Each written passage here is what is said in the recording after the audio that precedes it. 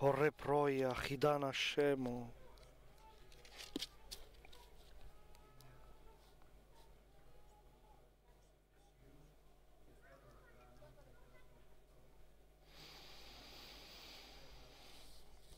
Nous allons lire l'épître aux Éphésiens, chapitre 3, verset 8, de l'apôtre Paul.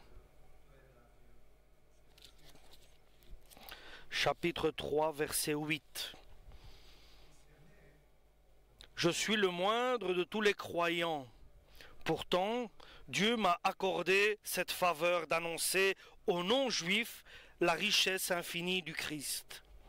Je dois mettre en lumière pour tous les humains la façon dont Dieu réalise son plan secret. Lui qui est le créateur de toutes choses, il a tenu caché ce plan depuis toujours, afin que maintenant, grâce à l'Église, les autorités et les puissances du monde céleste puissent connaître la sagesse divine sous tous ses aspects. Tout cela est conforme au projet éternel de Dieu qu'il a réalisé par Jésus-Christ notre Seigneur. Dans l'union avec le Christ et par notre foi en lui, nous avons la liberté de nous présenter devant Dieu avec une pleine confiance. Par conséquent, je vous le demande, ne vous laissez pas décourager par les souffrances que j'éprouve pour vous. Elles vous assurent un avantage glorieux. C'est pourquoi je me mets à genoux devant Dieu le Père, dont dépend toute famille dans les cieux et sur la terre. Je lui demande que selon la richesse de sa gloire, il fortifie votre être intérieur par la puissance de son esprit, et que le Christ habite dans vos cœurs par la foi. Je demande que vous soyez enracinés et solidement établis dans l'amour pour être capables de comprendre avec l'ensemble du peuple de Dieu combien l'amour du Christ est large et long, haut et profond. Oui, puissiez-vous connaître son amour, bien qu'il surpasse toute connaissance, et être ainsi rempli de toute la richesse de Dieu. À Dieu, qui a le pouvoir de faire infiniment plus que tout ce que nous demandons ou même imaginons, par la puissance qui agit en nous, à lui soit la gloire dans l'Église et par Jésus-Christ dans tous les temps et pour toujours. Amen. Je vous en supplie donc, moi qui suis prisonnier, parce que je sers le Seigneur, pour que Dieu a appelé. Conduisez-vous d'une façon digne de cet appel. Soyez toujours humbles, doux et patients. Supportez-vous les uns les autres avec amour. Efforcez-vous de maintenir l'unité que donne l'Esprit Saint par la paix qui vous lie les uns aux autres. Il y a un seul corps et un seul Saint-Esprit, de même qu'il y a une seule espérance à laquelle Dieu vous a appelé. Il y a un seul Seigneur, une seule foi, un seul baptême. Il y a un seul Dieu, le Père de tous, qui règne sur tous, agit par tous et demeure en tous. Cependant, chacun de nous a reçu un don particulier, l'un de ceux que le Christ a généreusement accordé. Il dit dans l'Église, quand il est monté vers les hauteurs, il a capturé des prisonniers, il en a fait des dons aux hommes. Or, que veut dire il est monté? Cela présume qu'il est aussi descendu dans les régions les plus profondes de la terre. Celui qui est descendu est aussi celui qui est monté au plus haut des cieux afin de remplir tout l'univers. C'est lui qui a fait des dons particuliers aux hommes. Des uns, il en a fait des apôtres, d'autres des prophètes, d'autres encore des évangélistes, des pasteurs ou des enseignants. C'est ainsi qu'il a rendu le peuple de Dieu apte à accomplir son service pour faire croître le corps du Christ. De cette façon, nous parviendrons tous ensemble à l'unité de la foi dans la connaissance du Fils de Dieu.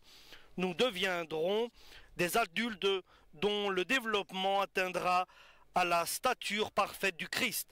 Alors nous ne serons plus des enfants emportés par les vagues ou le tourbillon de toutes sortes de doctrines, trompés par des hommes recourant à la ruse pour entraîner les autres à l'erreur.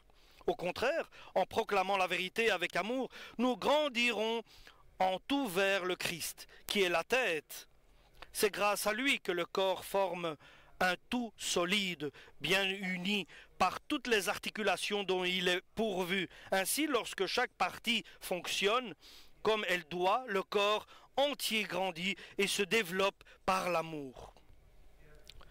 Voici donc ce que je vous demande avec insistance au nom du Seigneur. Ne vous conduisez plus comme les païens que leurs pensées mènent au néant.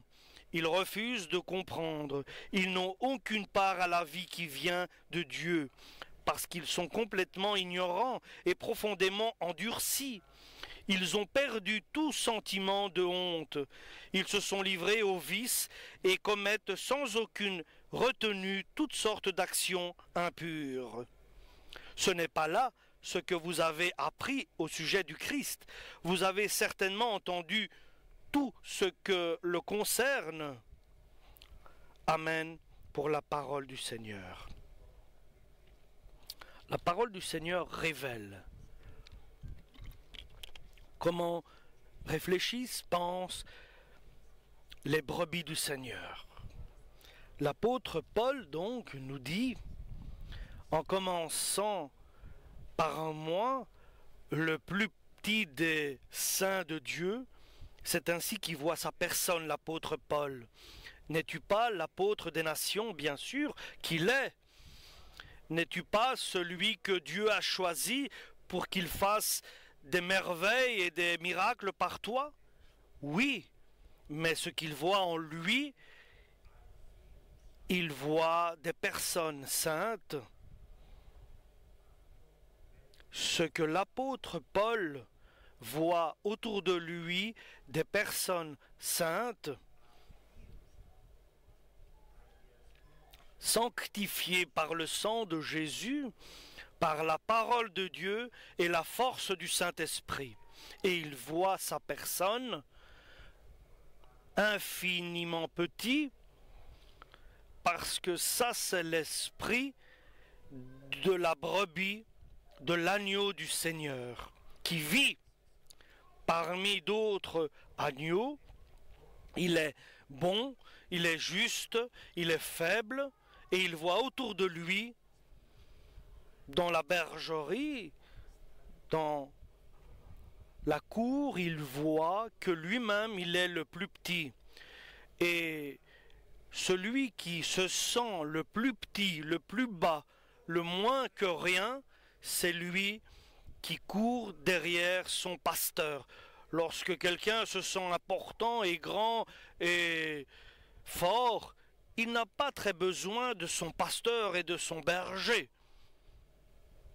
L'apôtre Paul, qui que ce soit, et quoi que Dieu ait fait avec lui, et autant qu'il ait recommandé, que Dieu ait recommandé cette personne, et que Dieu l'ait élevé jusqu'au 3e ciel, et qu'il se soit humilié, rabaissé, et dans l'Église apostolique, la première période de l'évolution de l'Église, c'est Paul, le petit Paul de Dieu. Il était simple, humble, dans l'humilité. Et ailleurs, il disait qu'il était le plus saint, le plus petit des apôtres. Ailleurs, il dit, il est le premier des pécheurs, l'apôtre Paul. Il n'a jamais grandi sa personne. Il n'a jamais parlé de lui-même en grand, en évolution. Et l'apôtre Paul était toujours petit, simple. Fasse que nous soyons ainsi, Seigneur. Pour le mal, soyons des petits enfants, des petits. Et pensez-vous que l'apôtre Paul ment? Moi qui est le moindre des petits, le plus petit des petits, le plus petit de tous des saints, de ceux qui sont sanctifiés à moi, dit-il. Et c'est parce qu'il pense comme ça pour lui-même qu'il se considère si petit et il a pour lui cette aspect de lui-même qu'il est le plus simple, le plus petit des apôtres. Et il peut confesser avec assurance, à moi a été donné le service d'annoncer la prédication, d'annoncer un Jésus-Christ riche, rempli de bonté. Il était celui qui a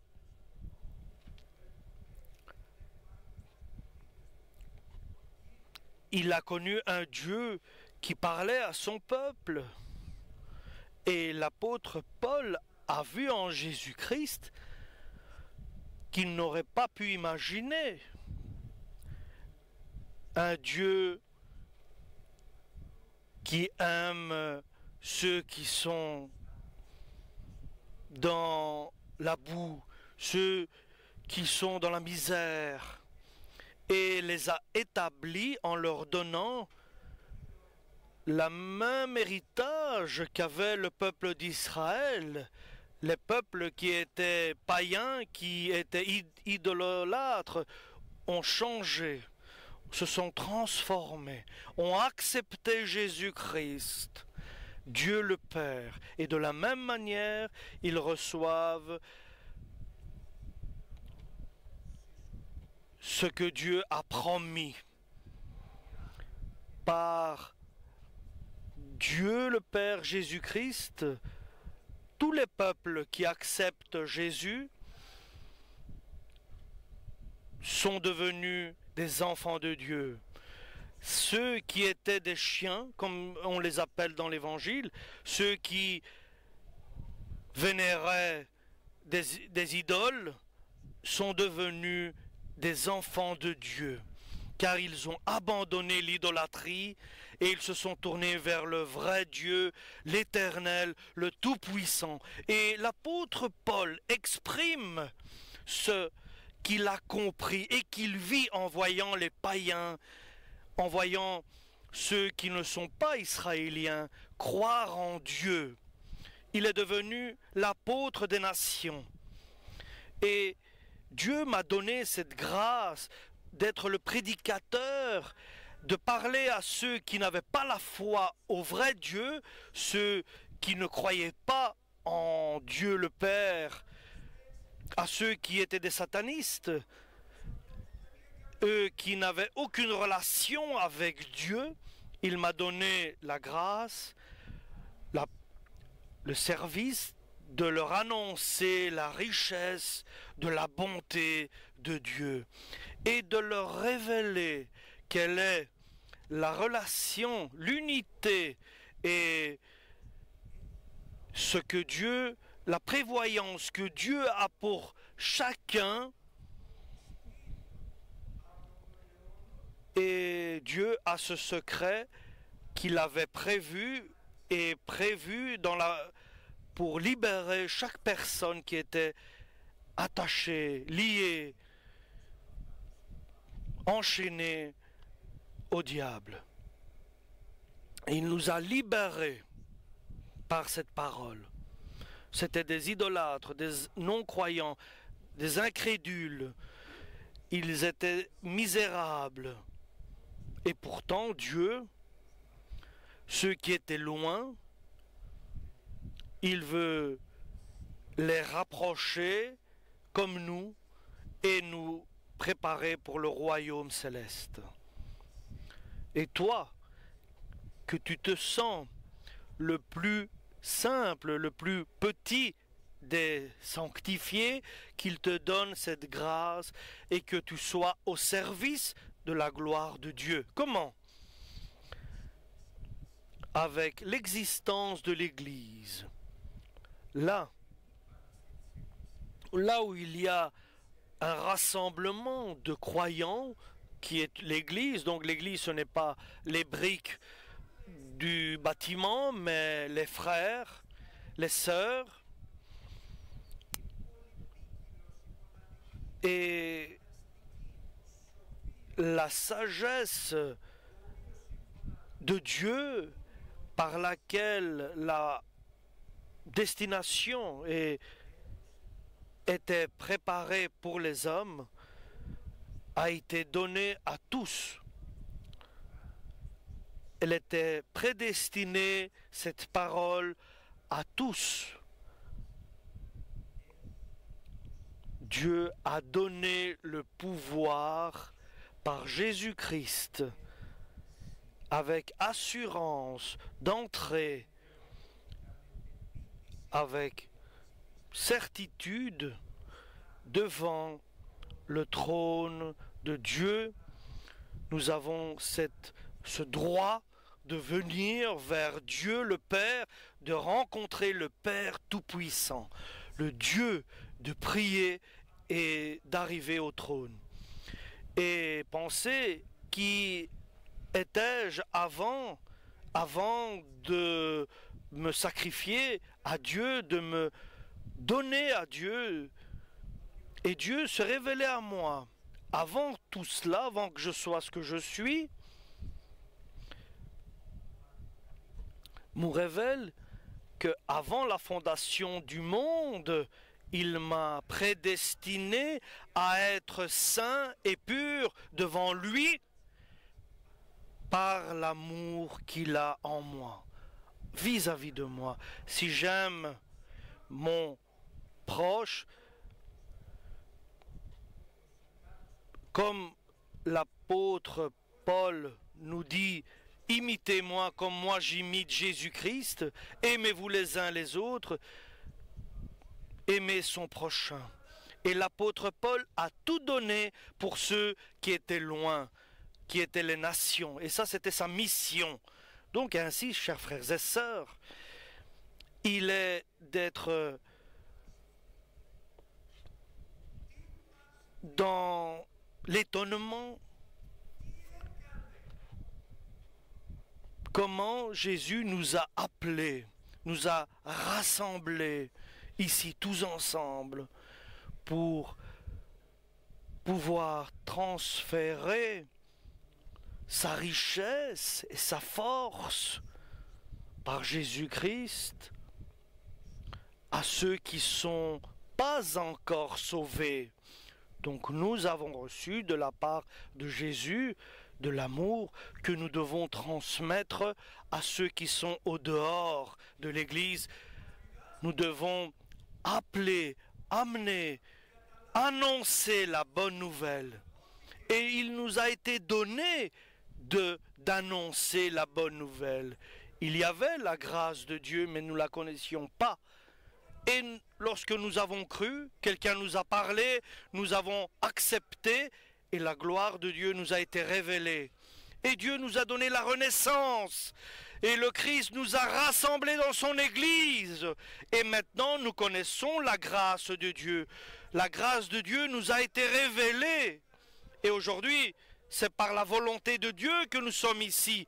Car je peux dire que nous étions tous des pécheurs. Nous étions dans l'erreur, dans la faute. Et nous avons connu la vérité et la bonne conscience. Et il nous a été donné la grâce de Dieu de faire le bien et de nous éloigner du mal. Celui qui nous guide dans le bien.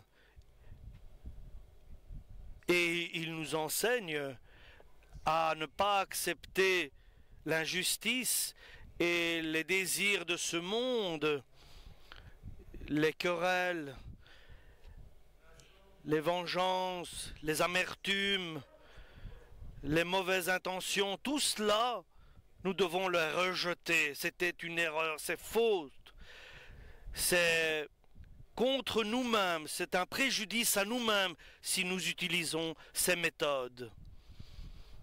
Et en utilisant le bien, c'est ce que la grâce de Dieu nous enseigne. Et l'apôtre Paul, sachant qu'il parle aux Éphésiens qu'ils avaient une déesse, la déesse des Éphésiens, Artémis, et il la vénérait, il parle à eux à ceux qui étaient riches. C'était une ville avec beaucoup de richesses, une grande ville, et grande est la déesse d'Artémis d'Éphèse, et certains parmi eux étaient prédestinés par Dieu à la vérité et à connaître l'apôtre Paul. Ils ont connu la grâce de Dieu avec Paul, et maintenant ils ont besoin d'une bonne continuité, d'une bonne suite pour avoir une bonne fin. Et cela commence par Dieu, avoir une bonne suite. Et l'apôtre Paul dit, maintenant que vous avez connu la grâce de Dieu, il vous a été révélé, moi je me mets à genoux, humble devant Dieu, celui qui est le plus petit des sanctifiés, je me mets à genoux devant le Père de Jésus-Christ, lequel a tout créé. Il n'y a rien qui est créé qui n'a été fait par Dieu. Tout a été fait par Dieu. Tout lui appartient dans ce monde. Tout. Toute partie de ce monde lui appartient. Tout espace. Tout élément de ce monde lui appartient. Et ainsi, nous pouvons savoir ce que nous pouvons demander. Car Jésus prie devant le Père. Il est à la droite du Père. Et que le Père nous donne, suivant sa richesse, qu'il nous donne sa bonté, sa force, son courage. Alléluia, que nous soyons inondés par sa présence. Et nous l'avons dit souvent, que l'homme, il y a deux personnes en nous. L'homme extérieur qui se détériore, l'homme qui se scandalise, l'homme extérieur qui tombe, l'homme extérieur qui est l'homme qui est visible, mais il y a aussi l'homme invisible qui est intérieur, qui a une relation avec Dieu. C'est pour ça que l'apôtre Paul dit, je connais une personne, et il parle de lui-même, de la personne intérieure. Il dit, je connais une personne qui est lui-même intérieur, qui avant 14 ans, et je ne sais pas, il dit si j'étais dans mon corps ou en dehors de mon corps, mais j'ai été enlevé au ciel, jusqu'au 3e ciel, et j'ai entendu des choses dont je ne peux pas rapporter. Alléluia. Par la force du Saint-Esprit,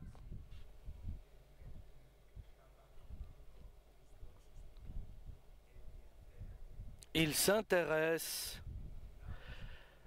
pour le réconfort et l'encouragement de l'être intérieur par le Saint-Esprit. C'est ainsi que l'apôtre Paul s'intéresse de l'être intérieur.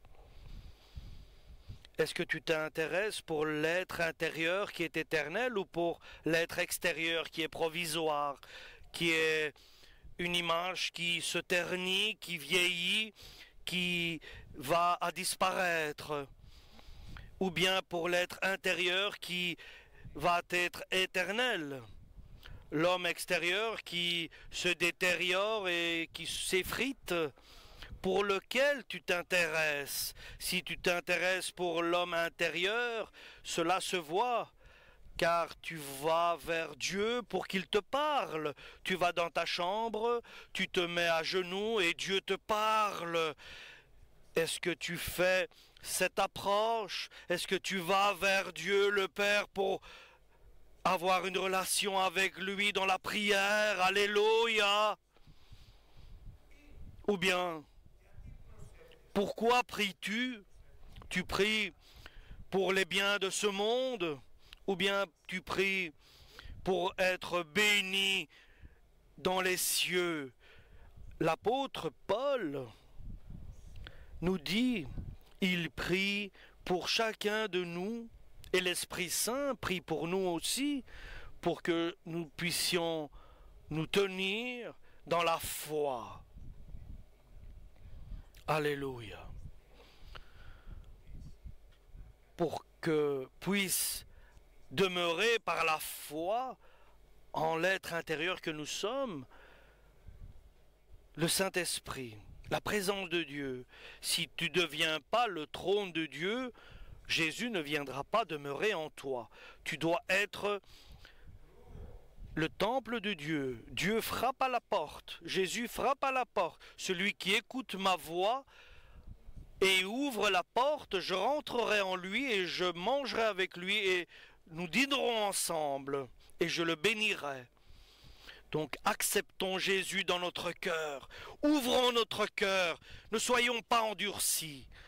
Et si Jésus demeure dans notre cœur par la foi en lui, au Créateur, alors étant enraciné et fortifié dans la présence de Dieu, qu'il se révèle à nous, à chacun de nous. Et là, nous pourrons connaître la profondeur de Dieu, la grandeur de Dieu. Qui peut connaître l'ampleur de Dieu? Seulement Jésus, par le Saint-Esprit, car nous avons accepté Dieu. Qui va connaître la grandeur de Dieu? Comment peut-on connaître la grandeur de Dieu? Par le Saint-Esprit, si dans le cœur que nous avons en nous demeure Jésus-Christ. Un homme qui vraiment est un agneau de Dieu, une brebis du Seigneur, humble et vit dans l'humilité, il va connaître l'amour de Dieu. Il doit rejeter ce qui le fait prétentieux. Il doit se sentir moins que rien, car nous sommes moins que rien devant Dieu. Car nous n'avons rien à porter dans ce monde et nous allons rien à emporter. Tout est au Seigneur. Et si quelqu'un parmi nous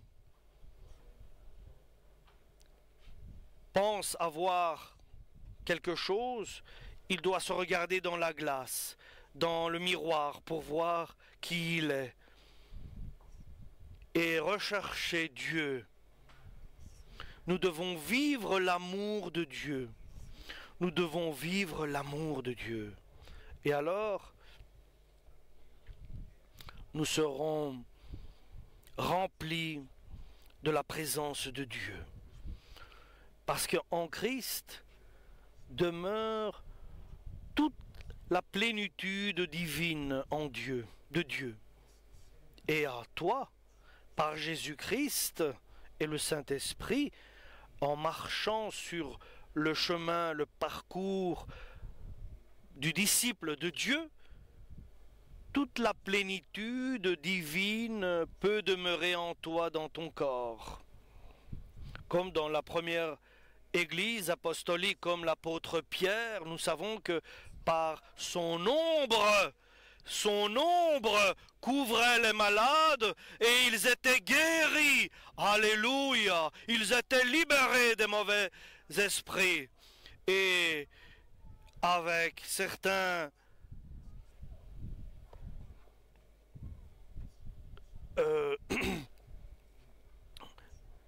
certains habits de l'apôtre Paul étaient placés sur les malades et ils guérissaient.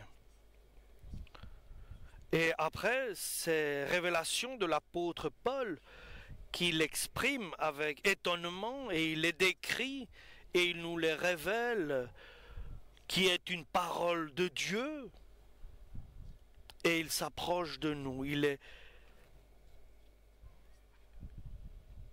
il nous donne le secret d'être une brebis. Moi qui suis lié au Seigneur, Dieu a permis que l'apôtre des nations soit prisonnier. C'est ainsi que travaille Dieu. Il a été arrêté et mis en prison. Et il disait, regardez qui je suis, prisonnier, et je suis un agneau du Seigneur. Mais pourtant, je ne perds pas la foi. Et il disait aux autres de marcher avec une totale humilité.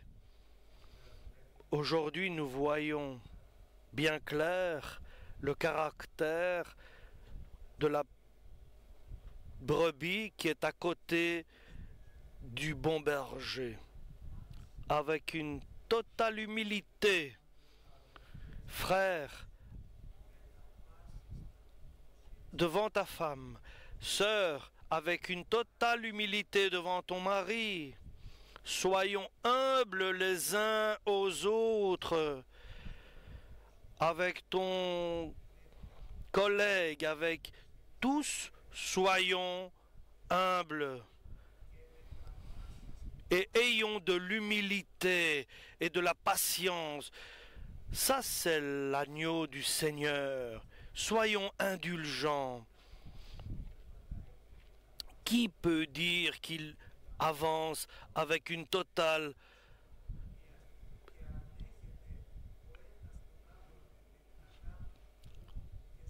humilité?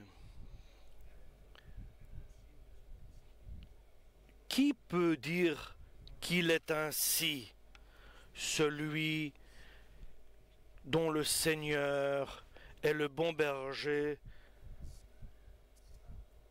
est celui qui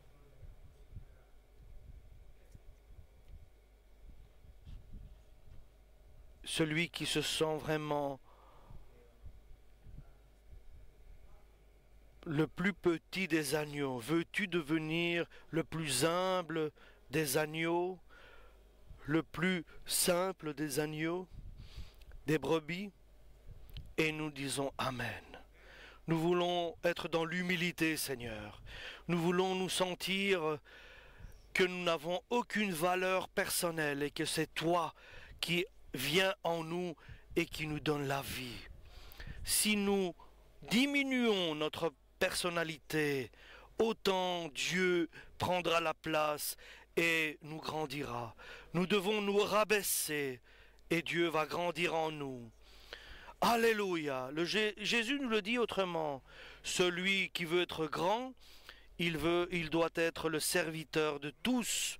Celui qui veut être le premier, il doit être le serviteur de tous. Humainement, c'est impossible. Mais lorsque en toi demeure la plénitude divine, alors cela devient plus simple. Car ce n'est pas toi qui agis, mais la grâce qui est en toi qui te fait agir de cette sorte, de cette manière. Car c'est le Seigneur qui vit en toi. Alléluia! Et il est notre maître et il nous dirige. Et nous sommes à son service. Alléluia! Nous devons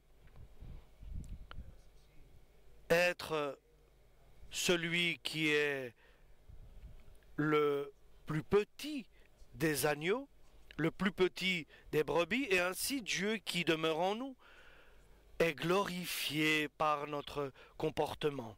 C'est pour cela que Dieu nous donne à l'Église des dons par le Saint-Esprit, des dons pour l'initiation des saints et pour que les saints, ceux qui sont sauvés, puissent servir les autres. Il donne des dons pour que soient édifiés par le Saint-Esprit les membres de l'Église, pour que nous soyons plus emportés par chaque vent d'éducation, d'enseignement. Quand moi je vous dis n'écoutez pas, m'écoutez à moi, alors c'est dangereux. Si je vous dis écoutez seulement à moi et pas les autres, ça devient dangereux. Il faut écouter la parole de Dieu et pas ce que moi, personnellement, je peux vous dire. Parce qu'ainsi, nous allons augmenter, évoluer dans la présence de Dieu avec la vérité du Christ, selon que lui, il est la tête et il unit tout le corps, tous les membres. Ce n'est pas un corps qui indépendant, mais un corps uni. C'est un corps qui est saint, qui est uni. Tous les membres sont unis en lui et le Christ est la tête. Et lui, il gère tout le corps selon la grâce qu'à chacun de nous qui lui a été donnée pour que nous puissions chacun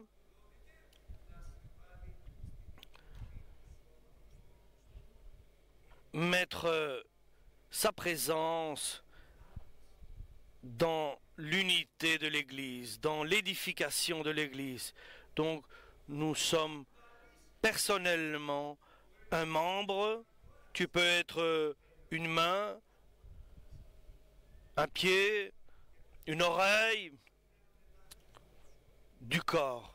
Mais tu es ensemble, tu es rassemblé dans ce corps. Tu es uni à ce corps.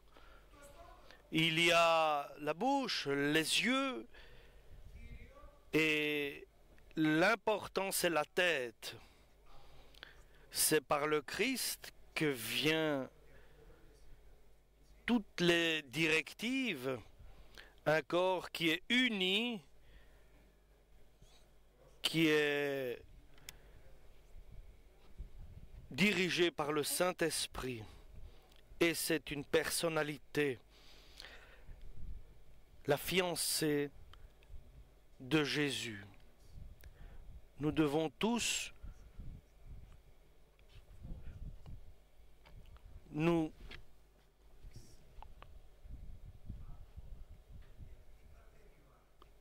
accorder tous ensemble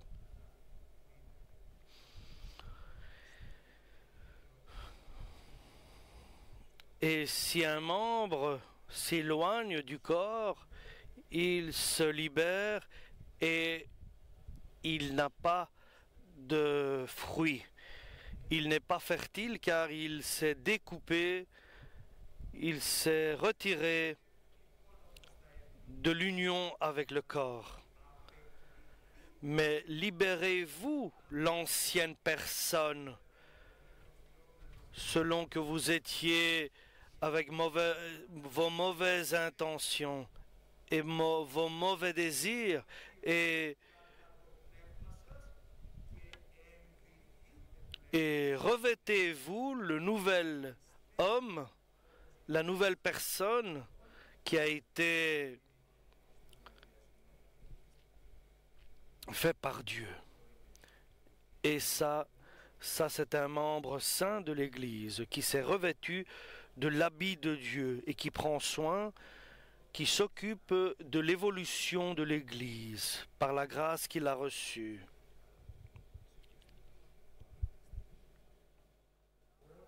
Tous, nous avons des dons. Tous, nous avons une œuvre. Nous avons à faire quelque chose. Si nous œuvrons juste, alors la bénédiction de Dieu va évoluer et notre continuité, notre suite sera glorieuse. Alléluia. Et une fin glorieuse. Alléluia. Nous remercions le Seigneur pour tout cela. Soyons le moins